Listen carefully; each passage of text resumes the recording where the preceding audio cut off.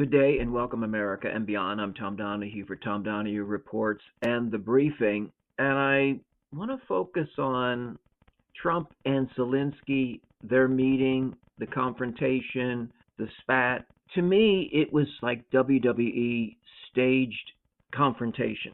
Now, I'm not saying all the participants were in on this setup. I think it was more that Zelensky didn't know he was going to be ambushed. And keep in mind, yes, Trump's a businessman. And yes, he inherited quite a bit from his father, and he did build upon that, and he did also incur bankruptcies. But Zelensky went to school for law, never practiced. He was a comedian, an entertainer. Trump always wanted to be in the celebrity entertainment wing of society, and he accomplished that. And so you really have two individuals that are more inclined to be entertainers, showmen, if you will. And so I'm not here to excuse Zelensky. Now, English, of course, is a second or third or fourth language. And when you're being ambushed, meaning that you've got a president and vice president that are overriding you, that are interrupting you, that are speaking louder than you, that's a pretty intimidating situation, especially with the stakes so high. Now, I don't know if Zelensky was ever all that grateful, that thankful, that appreciative, and that's fair game, and to call him out on that, no problem. But to misconstrue and misinterpret, and by design, the facts of history. And there was an article that came out recently called the Putinization of America. Now, I don't know how Tucker Carlson and people of his ilk and Trump and Vance have decided, unlike Ronald Reagan, that Putin and Russia are the good guys. Now, I was talking about this staging, almost like a WWE event. I believe that it was Vance, Trump, maybe even Tucker strategized on this. Now, it was a big show type of event, and it got massive reaction and probably millions of hits, watches, if you will, listens in the social media and media universe in the streaming world. But what did it really accomplish? Just imagine if you were living in Ukraine, Russia invades your country. Doesn't mean that Zelensky hasn't in some ways been an irritant and maybe an ingrate, but the people have suffered there. And the fact is that there's been a lot of conspiracy theories swirling around Ukraine. Now, I wouldn't have any problem if Trump confronted him and said, hey, we want a forensic accounting of all the monies that the U.S. has sent, and we want to see the receipts. And we also want to see how much you benefited and profited from this war, okay? That's all fair.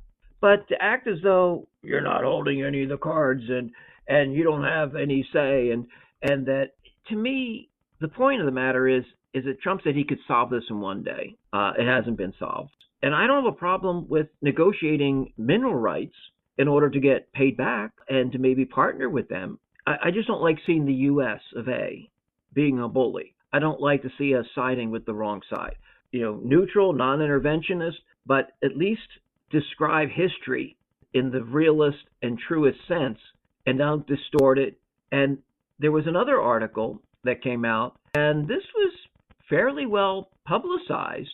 Now, I don't tend to agree with this, but Trump has had a lot of contact with Russia over the years and with its leaders as president and also as a businessman.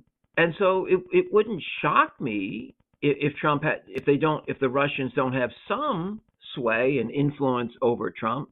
But there's been multiple KGB agents that have come forward and said that Trump was compromised. The 40-year-old Trump recruited by the KGB, and this was the Hill, fairly neutral, leans right in its coverage, most of the time reasonably accurate. And it was also covered by other publications.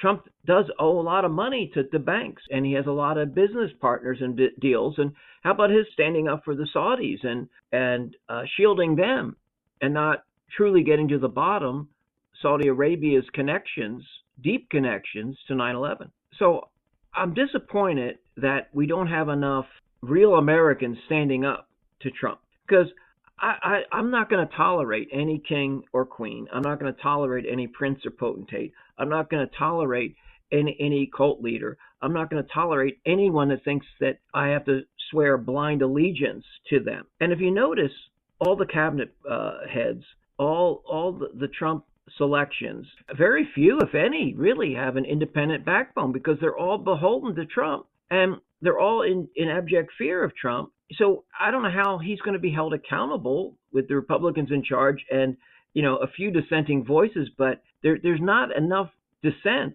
when it's needed, when it's required to keep Trump in check.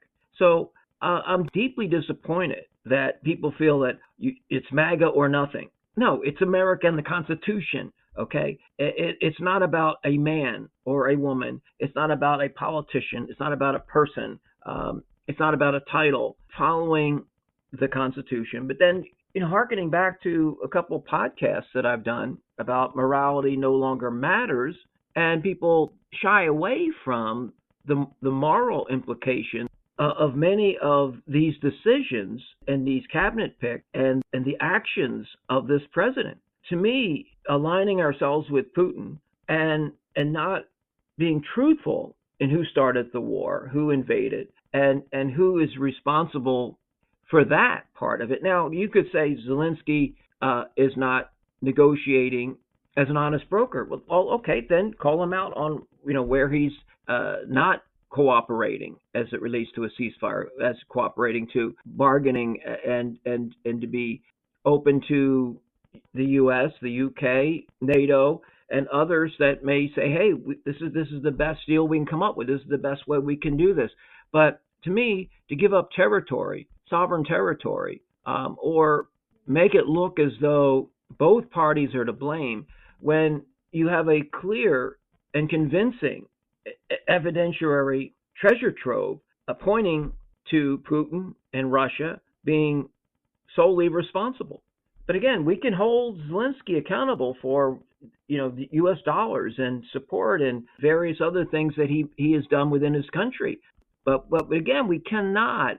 At least I thought we were America first, and I thought we were non-interventionist, and we would only help in cases that involved our national security or that may have been a humanitarian intervention. But to me, this is deeply troubling, and that Trump is becoming more of a tyrant and more of a menace than as a peacekeeper and a force for good. Now, that doesn't take away some of the executive orders, some of the actions of his cabinet picks, and the president himself, but we got to call it down the line. We've got to be truthful, and we've got to be authentic in relation to who we are and what we represent, and we can never compromise on the truth, and we should not in any way follow blindly any leader, any party, any person, under any circumstances. So it's the Bible, it's the Constitution, it's about freedom, it's about liberty, it's about sovereignty. These are the overriding principles, okay? And yes, morality still matters. Even though many of the MAGA people just say, it doesn't matter, it's okay, it's fine. I'm going to close with a CBS poll came out, and this was published on March 2nd, 2025. And Newsmax picked it up, and so did The Hill and others, and Drudge Report, etc. And it says that, but now Newsmax couched it this way because there's various statistics and facts relating to at least the polling data, whether it be believed or not. But they started off by stating 44% of the U.S. adults back neither Russia nor Ukraine. Well, the more important statistic, because there's always people that they don't have an opinion, they don't want to get involved, blind ignorance, okay?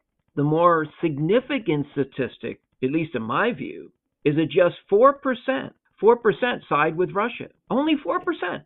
52% back Ukraine. So it's 52-4 and 44 abstaining.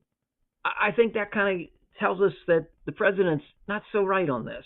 And this is not what the Americans want. To me, this staged ambush with Zelensky, and again, I'm not a big fan of the comedian turned politician. So you had Trump was able to overtake Zelensky for political purposes and for theatrics. And Vance is, was his tag team partner, but there's a backlash coming. Now, it's not just from the media and it's not just from the world leaders, but it's the American people are I think, tiring of these antics, and they don't want a menacing president, and they don't want a president that is always on tirades. And it's interesting. Speaking of tirades, is that you've got Elon Musk. Now they were criticizing Zelensky for his dress attire, but look at Elon Musk. He was right in the Oval Office multiple times, even with press conferences, even with cabinet meetings. Dressed like a dress down fool. That's a double standard. And we don't even want to get started with Elon Musk because it's supposed to be a briefing and not, a long form program. But Elon Musk is as infantile as Trump in many ways, and very immature and very insecure in terms of his personality. But he is unelected. But there's no guardrails. There's no oversight. Trump is letting him run roughshod and take the incoming fire. But this is unbelievable to me that if the Democrats, if a Biden or a Harris or an Obama had done this, there would be the moral outrage would certainly be deafening from the Republicans, from the conservatives, from the MAGA movement. But because Trump's doing it, he's a benevolent dictator. No, he's not so benevolent. And no, he is out of control. But again, I will tout the accomplishments.